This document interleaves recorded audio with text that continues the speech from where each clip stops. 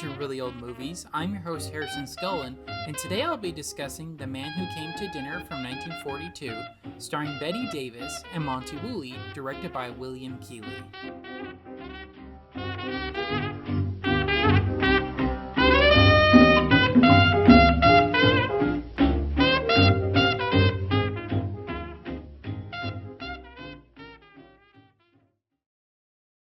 Alright, some essential movie details from The Man Who Came to Dinner from 1942. Bette Davis desperately wanted John Barrymore to play the character Whiteside, but he couldn't remember his lines due to his alcoholism. Davis always said later that she'd rather have had acted with Barrymore reading from cue cards than with anyone else. In another behind-the-scenes detail, Cary Grant was signed to play Whiteside, but withdrew due to Bette Davis's objections. He was then hurried into Arsenic and Old Lace in 1944, and Hal B. Wallace felt that he was far too young and attractive to play the character of Whiteside anyways. Alright, so those are some behind-the-scenes details about The Man Who Came to Dinner from 1942. So now let me give you my thoughts on the plot. So the plot, I gave it 3.5 out of 5. I thought it was good, but not super great. I thought the main character of Sheridan Whiteside was great. He was a great villainous type character. But the issue I have is he doesn't have any character progression, He plays kind of like an Ebenezer Scrooge type character, but there's no character arc. There's no change of him at the end of the film. He doesn't learn his lesson, if you will, or get his comeuppance. So I was a little disappointed with that. And it's the same case with all the other characters. With the exception of Bette Davis's character, Maggie, she ends up falling in love. But everyone else kind of stays the same. The Stanley family stays the same. Whiteside stays the same. Everyone around him does. And that was a pretty big disappointment for me coming into this film. So it was very, I would say, disappointing. So that's why I gave it a 3.5 out of 5. It's not terrible, but, we got these great characters, but nothing really changes for them. Just for a couple, but not with Whiteside. I still felt like he should have had a character arc or change or something by the end of it, right? I guess that's interesting, but there's no real closure. Alright, so now moving on to acting, I gave that a 4 out of 5.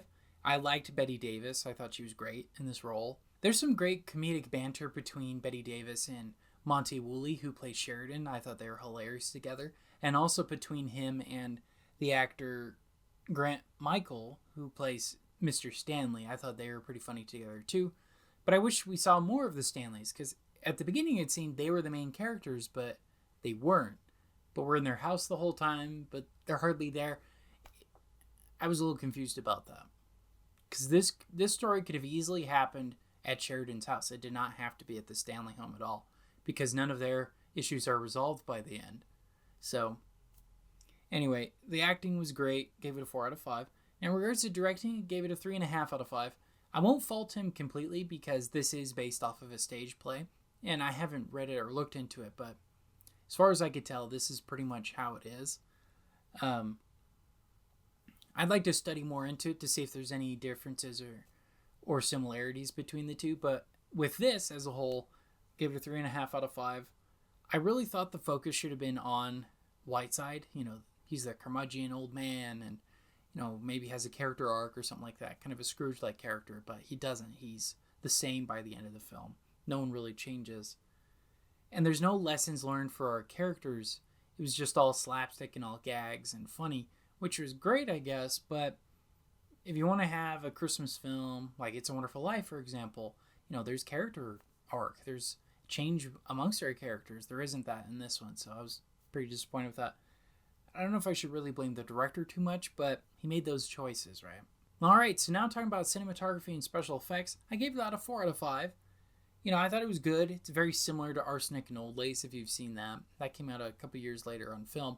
Although I don't know play-wise which came first or whatnot. But they are very similar in tone, meaning we're pretty much in the same one set the whole film. And there's a lot of banter. Everything happens in one room, basically. In the house, it's like the main big room. There's nothing jarring or out of the ordinary. It seemed pretty fine to me. No real issues there.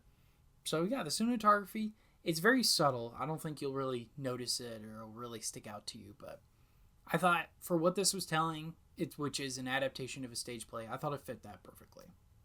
Alright, now talking about the music, I gave it a 4 out of 5. I'm a sucker for Christmas music. but it's more so in the background, like characters are listening or singing it. There's no like score or anything like that, which was pretty common in this era. There's no musical track or anything like that. But I always love Christmas music. I'm a sucker for it. I really am.